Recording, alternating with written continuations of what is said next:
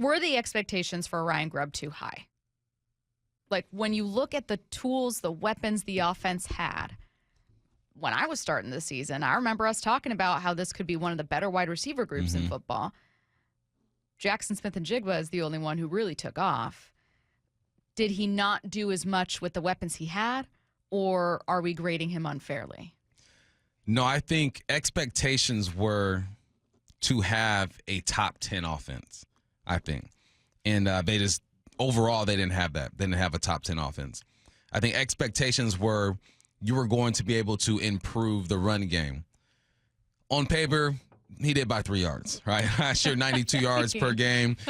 This year, 95 yards per game. You really stuck it to him. You wanted a bigger improvement, right? You wanted to be around at least $110 a game. Sure. And he wasn't able to do that. So I think that when you look at it from a distance, the broad picture, you say, no, he didn't do enough.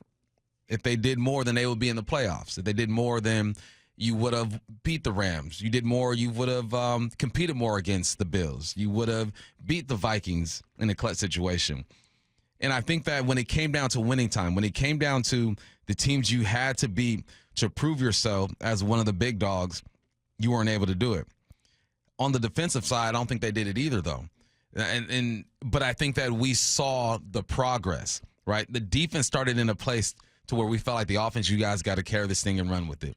And then eventually the defense got better and better and better. And the offense took a step back in the past game. They were top 5 at one point. I believe they finished the season like 7 or 8, something in the past game. The run game started off hot. We saw K9 have a 100-yard game, and then as the season progressed, you got worse. So it just started to teeter a bit. And I think that's what it is. The overall numbers are going to tell you, against non-playoffs teams, this defense held them to 16 points per game, which is great. You hold them 16 points per game, you're going to win. And guess what? You won most of those games against non-playoff teams. It's about the big dogs. And when it was time to win against the big dogs, there were either costly mistakes on both sides of the football. I remember there's this one DB who lined up in the neutral zone, and you got to stop on third down. You're supposed to be off the field, and you give them another chance. And I remember you're on offense. You're down in the red zone, going to score 2, go up, and you throw an interception. So I think that this team offensively got better in some areas because you can't deny the emergence of JSN. You can't deny the numbers that Geno put up. He did turn the football over. You can't deny that Zach Charbonnet and Kenny McIntosh became a nice little 1-2 combo as the season ended. But it just wasn't enough to match what the defense was doing, and he didn't do it in the style that Mike McDonald agreed with. I bet you there's a team out there with personnel that would work beautifully for Grubb. Like, take Atlanta. I can see Ryan Grubb in Atlanta with that offense or those offensive weapons and being just fine. You're indoor. You got 2 running backs in Algier. Your offensive line is decent. You got receivers on the outside. It's just that for this situation, for this personnel, for this head coach, it didn't work out for him. But man, oh man, whoever you bring in here, equip them with the offensive line, or you're going to have some of these same issues that you're having. Here's a question. Maybe he thought he could do more with that offensive line. So that's why you look at Huff and you're questioning, okay, what's going to happen there? Because he's a guy in the room with them every single day. Yeah, I think so. I'll start with what you said last, which is the way I feel about any position, right? If you have Geno at quarterback or if you have a rookie at quarterback, they're not going to have their best game, their best careers until you have a better offensive line. If you have Ken Walker, maybe he's competing to back up Charbonnet. Maybe you roll with Ken Walker as your starter and Charbonnet's still competing. It doesn't matter. They're not going to have their best seasons until you fix that offensive line. It is the most fundamental part of football.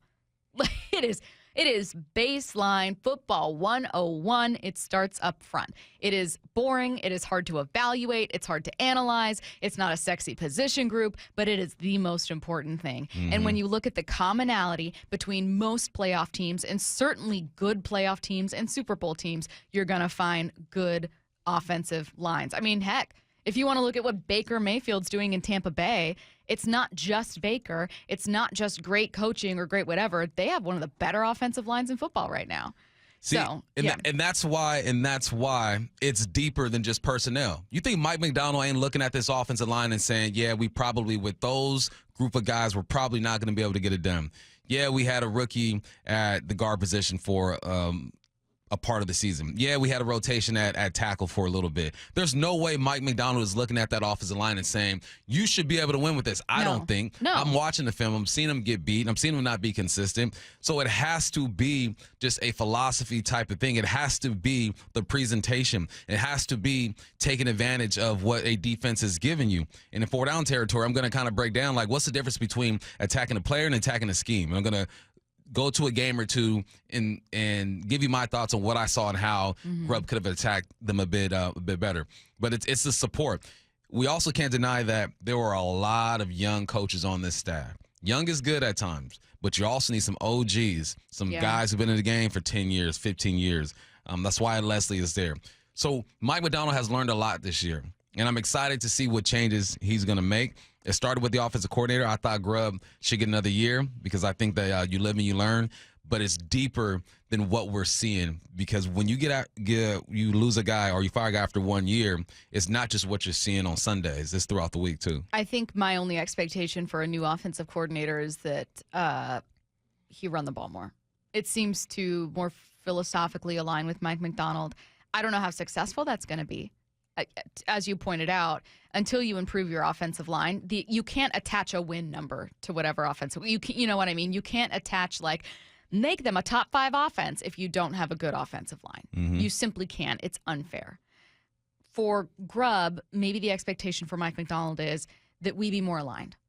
And that if you are going to pass, that your concepts be more innovative. That, you know what I mean? Like maybe he just wanted to see more plays develop differently. I have no idea. I think the pass game was fine. Yeah, I think it comes down to being creative with the run game, and or a teaching willingness and teaching your guys. Maybe the teaching wasn't where he needed it to be. Yeah, because there's no ways looking at this offensive line and saying we're good. It's the teaching, it's the prep, it's the creativity in the run, it's the physicalness, it's the message.